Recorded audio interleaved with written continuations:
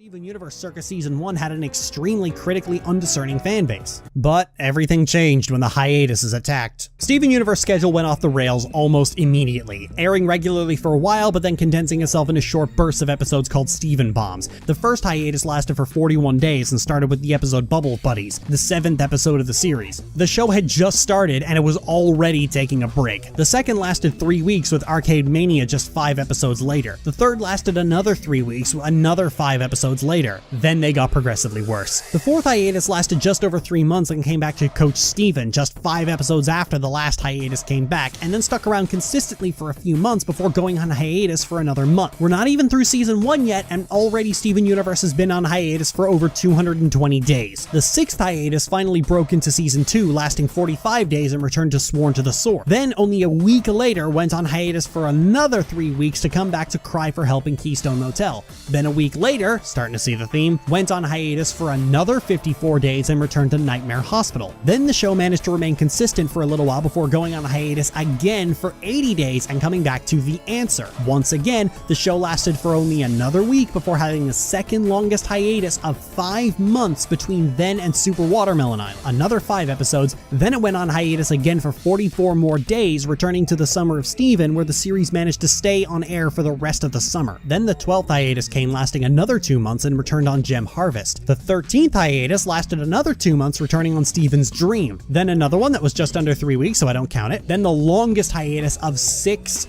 fucking months. And this was arguably the most egregious offender because the series left off on Lars dying and being revived and then left on Homeworld. And then we came back to a municipal election, Steven being pissy that Connie won't talk to him, Lapis panicking that Homeworld is coming to Earth and reminding everyone that there are fascists in space coming to kill them all, and Steven and the cool kids start a band.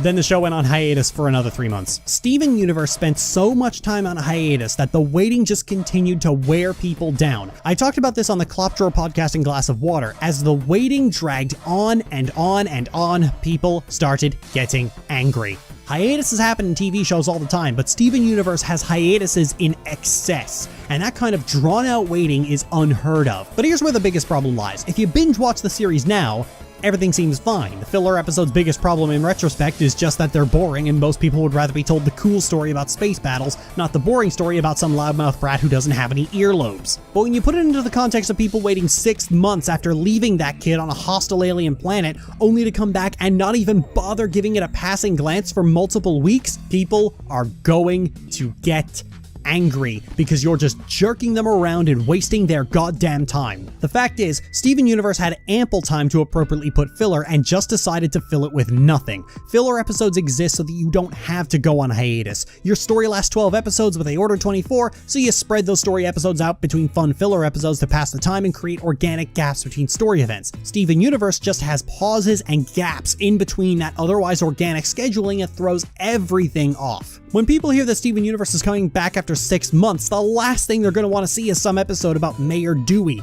We don't need a break from the story, we just fucking had one. The issue with filler is even worse when there's an active story arc going on. In the Cluster arc, a massive artificial fusion comprised of millions of gem shards is discovered to be baking beneath the Earth's crust and will soon form and destroy the entire planet.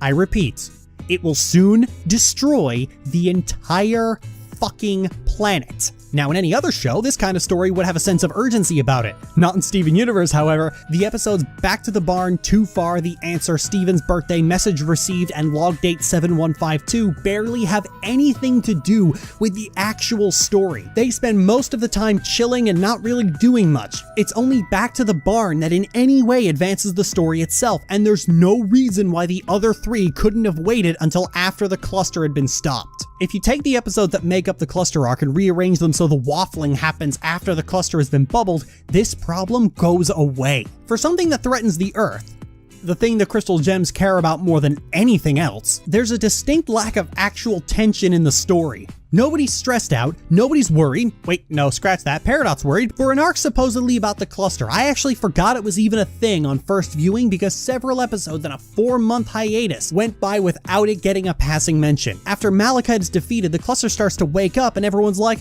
oh yeah, the cluster's a thing. Nearly every arc has this issue. The Jasper arc from Gem Hunt to Earthlings has Bismuth smacked in the middle of it. The Homeworld arc has Dewey wins, Gemcation, and Kevin Party wedged inside it. And the Pink Diamond arc that immediately follows has 5 episodes jammed between it before anything remotely resembling a conclusion starts to inch its way forward. The biggest contributor to this constant starting and stopping